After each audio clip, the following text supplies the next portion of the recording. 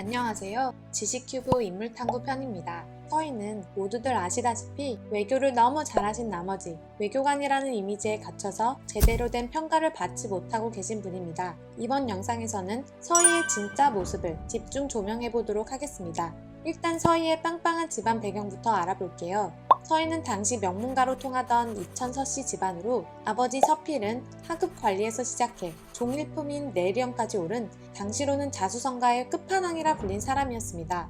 서필은 호수 넘치는 왕이었던 광종 앞에서 바른 말도 서슴없이 잘하고 때론 광종을 감동시키기도 하며 적절한 밀당을 했는데요. 어느 날 광종이 재상 3명에게 금으로 된 술잔을 선물하자 셋 중 오직 서필만이 그것을 받지 않으며 신하가 금술잔을 쓴다면 임금은 무슨 잔을 쓰겠습니까? 저는 쓰지 않겠습니다. 라고 답했다고 합니다. 이 말을 들은 광종은 감동해서 그대는 금술잔을 보물로 여기지 않지만 나는 그대의 말을 보물로 여기겠노라 라고 하며 서필을 칭찬하죠. 서필의 아들인 서희 또한 문과 무에 모두 재능이 뛰어나 초고속 승진을 했다고 합니다. 게다가 서희의 아들인 선울도 당시 최고 벼슬인 문화시중이 되어 이천 서씨 집안은 살아서는 3대가 재상을 지낸 빠방한 집안이 되었고 죽어서도 3대가 왕의 곁에 배양되는 영광을 누렸습니다.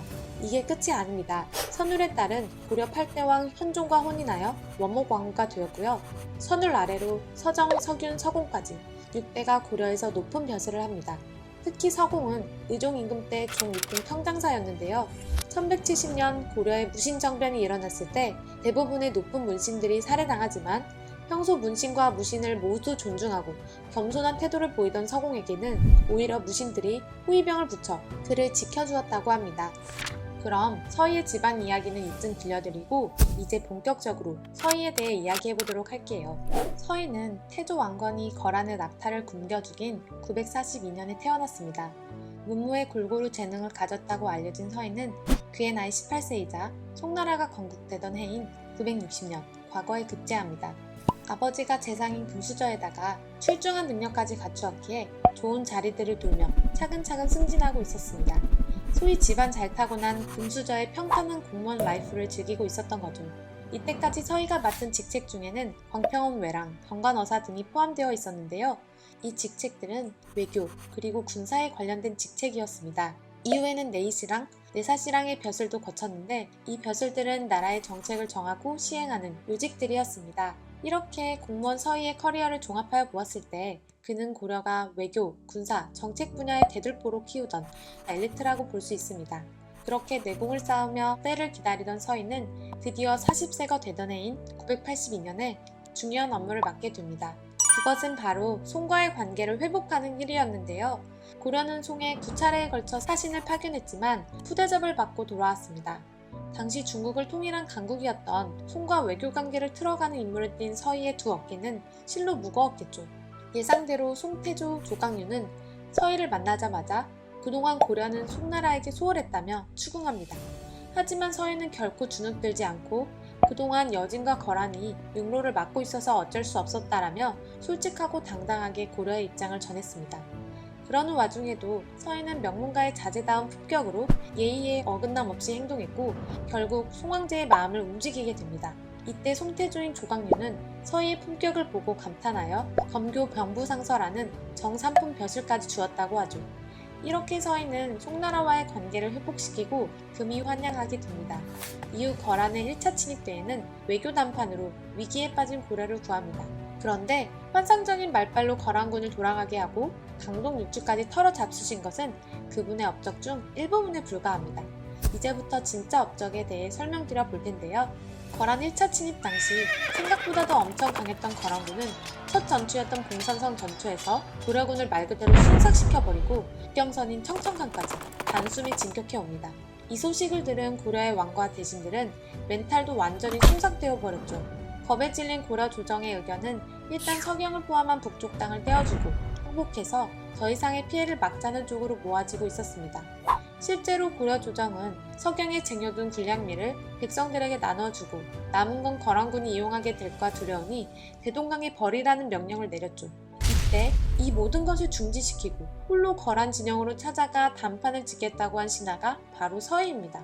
사실 당시 거란은 송나라를 먼저 친 다음 고려를 치는 소위 각계격파 전략을 세워둔 상태였는데요. 고려와 송나라가 동맹관계라는 것이 마음에 걸렸습니다. 거란은 간도와 연해주 지역을 완전히 장악하지는 못한 상황이었고, 만약 거란이 송나라를 칠 때 고려가 자신들의 후방을 공격한다면 수도 중 하나인 동경 요양부도 위험해질 수 있었던 데다 고려가 여진족 및 발해 유민들과 연합해 큰 세력을 구축할 수도 있다는 상상도 했을 것입니다. 소순령으로부터 이러한 어려움을 느낀적인 느낌으로 감지한 서인은 소순령이 원하는 대로 송과의 동맹을 끊고 거란과 통교하겠다고 약속하면서 은근슬쩍 강동 육주를 얻어냅니다. 한마디로 우리가 역사 시간에 배운 서희가 오직 말빨로 단판을 이겼다거나 소순령이 바보여서 서희에게 당했다는 건 사실이 아니고요.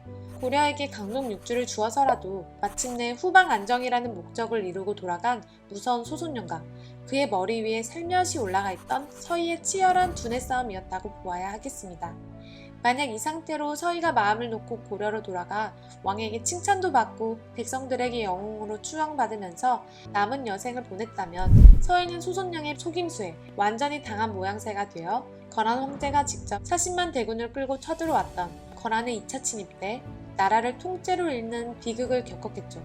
하지만 서희는 소순령의 머리 위에서 한 수 앞을 더 내다보았고 즉시 강동 육주로 뛰어갔습니다.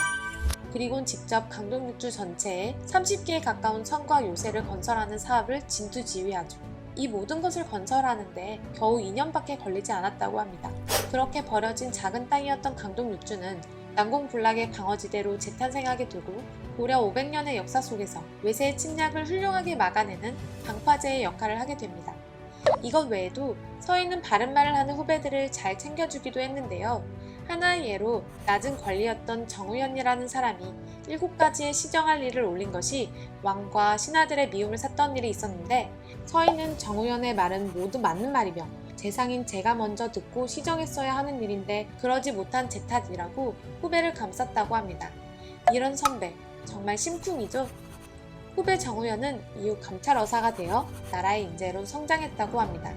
그러던 996년 서희는 과로로 인해 중풍이 와서 그만 쓰러지게 됩니다. 그는 개국사에서 요양을 했는데요. 성종이 직접 문병을 와서 임금에 오신 어이와 곡식 1천석을 사찰에 시주하며 회복을 빌었지만 문병을 왔던 성종이 먼저 승하하셨고 서희는 998년 57세의 나이로 세상을 떠납니다.